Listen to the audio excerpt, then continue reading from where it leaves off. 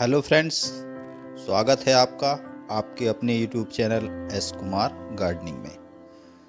देखिए, ये मेरा दहलिया का पौधा है जिसको कि कटिंग से मैंने घर पे ही प्रोपेगेट किया और कुछ और पौधे भी मैंने कटिंग से लगाए हैं।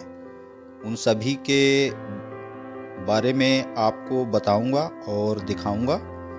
तो कटिंग से दहलिया के पौधे किस तरह तैयार किए जाते हैं, यदि आपको इसकी जानकारी नहीं है तो लिंक मैं डिस्क्रिप्शन बॉक्स में दे दूंगा। मेरा चैनल पे वीडियो है, आप जाके देख सकते हैं। तो देखिए, इस दहलिया के पौधे की एक बार मैंने पिंचिंग की है। पिंचिंग का मतलब है कि जब पौधा लगभग 8 से 9 इंच का हो जाए तो उसके ऊपरी सिरे को हमें तोड़ देना चाहिए। इससे पौधे में मल्टीपल ब्रांचेस डेवलप होती हैं और समय के साथ फिर उन पे हमें मल्टीपल फ्लावरों की संख्या जो होती है वो बढ़ जाती है। तो आज हम इसी के बारे में बात करेंगे कि इस स्टेज पे जब दहलिया का पौधा फ्लावरिंग करने वाला हो तो उसे कुछ फर्टिलाइज़र हमें प्रोवाइड करने पड़ेंगे ताकि हमारा पौधा अच्छे से और ज़्यादा फ्लावर प्रोड्यूस कर सके। तो आज का जो टॉपिक है हमारा इसी विषय पे होने वाला है। तो मैं अपने गार्डन में कुछ और पौधे भी लगे हुए हैं जो उनको भी आपको दिखाऊंगा और इस पौधे की काट छाट कुछ करेंगे और उसकी भी जानकारी कि फर्टिलाइज़र्स वगैरह इसमें क्या देना है।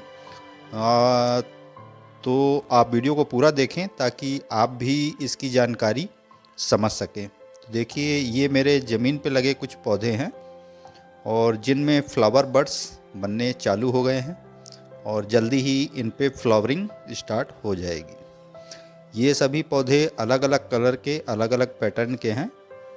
देखिए, इन सभी की पिंचिंग मैंने एक बार की है और ज़मीन में लगे पौधों की केयर चूँकि उतनी ज़्यादा हमें नहीं करनी पड़ती, क्योंकि ज़मीन से ये पोषक तत्व आसानी से ग्रहण कर लेते हैं। हमें उतने ज़्यादा फर्टिलाइज़र्स जो कि पॉट में लगे पौधे को देने पड़ते हैं उतने ज़मीन पे लगे पौधों को नहीं देने पड़ते। तो देखिए, इन सभी पौधों पे बड्स बनने लगी हैं और ये भी कटिंग से लगे हुए पौधे हैं। और कुछ पौधे मैं आपको और दिखाऊंगा जिनको मैंने बीज से उगाया था। उन पे छोटे लेकिन बहुत खूबसूरत से फ्लावर आते हैं, तो उन पौधे को भी मैं आपको दिखा रहा हूँ। तो देखिए, ये जो पौधे मैंने अभी आपको दिखाए ये सभी कटिंग से तैयार पौधे हैं जो कि अब फ्लावरिंग के लिए तैयार हैं। इन पे फ्लावरिंग बड्स अच्छे से बनने लगी हैं। देखिए, तो दहलिया का पौधा एक ऐसा पौधा है जिस पे यदि आप बात करें तो सबसे बड़े साइज का फ्लावर आता है। इससे बड़ा फूल तो शायद किसी अन्य फ्लावरिंग प्लांट पे नहीं आता। और देखिए, कितनी मल्टीपल ब्रांचेस मेरे पौधे में डेवलप हुई हैं। और ये कुछ पौधे हैं जिनको मैंने बीज से तैयार किया था और इन पे भी अब फ्लावरिंग स्टार्ट होने वाली हैं। इन पे भी बड्स बनना चालू हो गया है और जल्दी ही इनमें फ्लावर आ जाएंगे।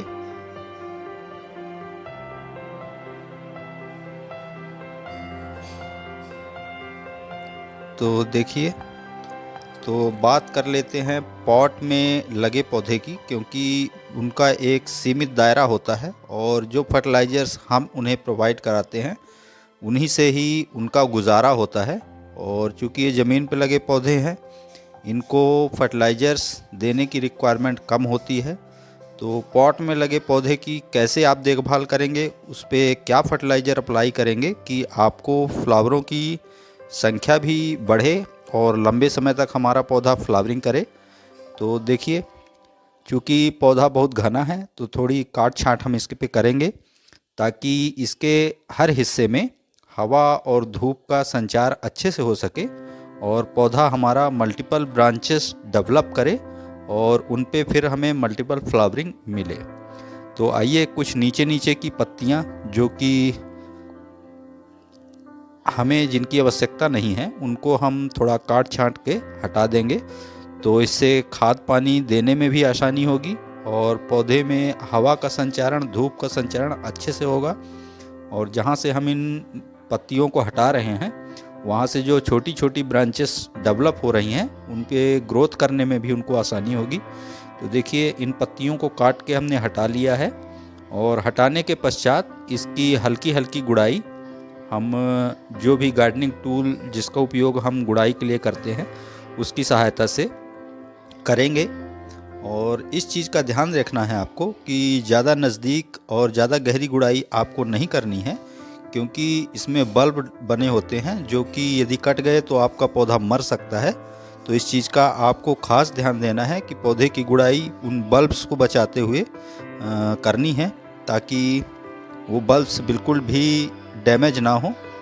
तो देखिए हल्का हल्का बचाते हुए और हम अपने प्लांट्स की मिट्टी जो है वो चारों तरफ से गुड़ाई कर रहे हैं। अब इसमें फर्टिलाइज़र्स क्या ऐड करने हैं उस चीज़ पे बात कर लेते हैं।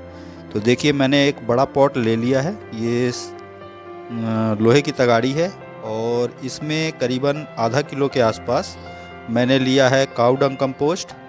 देखिए गाय के गोबर की सड़ी हुई खाद है जो लगभग 2 साल पुरानी है। तो कुछ और केमिकल फर्टिलाइज़र्स भी मैं अपने पौधे को दूंगा ताकि हमारा पौधा अच्छे से ग्रोथ और फ्लावरिंग करे। तो देखिए ये है बोन मील, इसकी लगभग 5 ग्राम मात्रा मैंने ली है।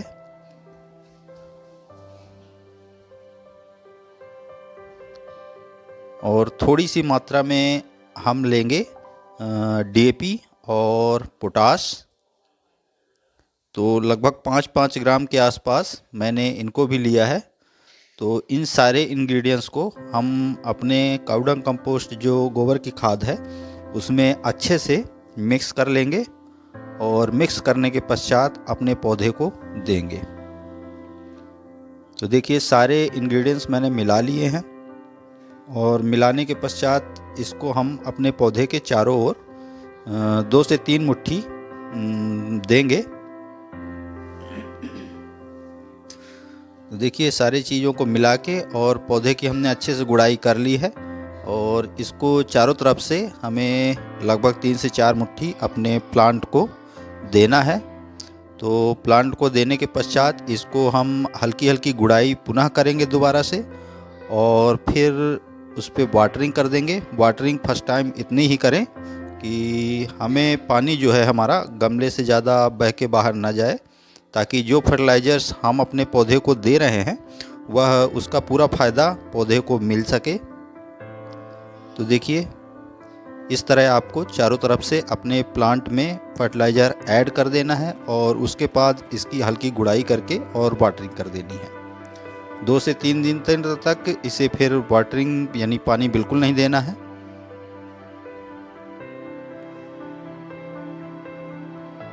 तो देखिए हमने इस पे फर्टिलाइज़र अपना अप्लाई कर दिया है पौधे पे और अब इसको जो फर्टिलाइज़र हमने दिया है उसको मिट्टी में अच्छी तरह से गुड़ाई करके मिला देंगे।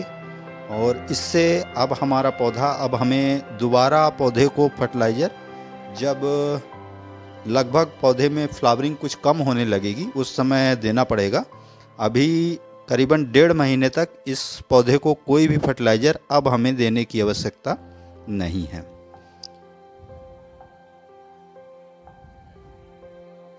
क्योंकि हमने जो मिट्टी बनाई थी वो बेलड्रेन और न्यूट्रिशन से भरपूर बनाई थी, इसलिए। तो आशा करता हूँ दहलिया प्लांट के विषय में दी गई यह जानकारी आपको पसंद आई होगी। पसंद आई तो लाइक करिए, कमेंट करिए, अपने गार्डनिंग लविंग दोस्तों के साथ शेयर करिए। चैनल पे यदि पहली बार आए हैं तो प्लीज़ चैनल को सब्सक्राइब जरूर करिए।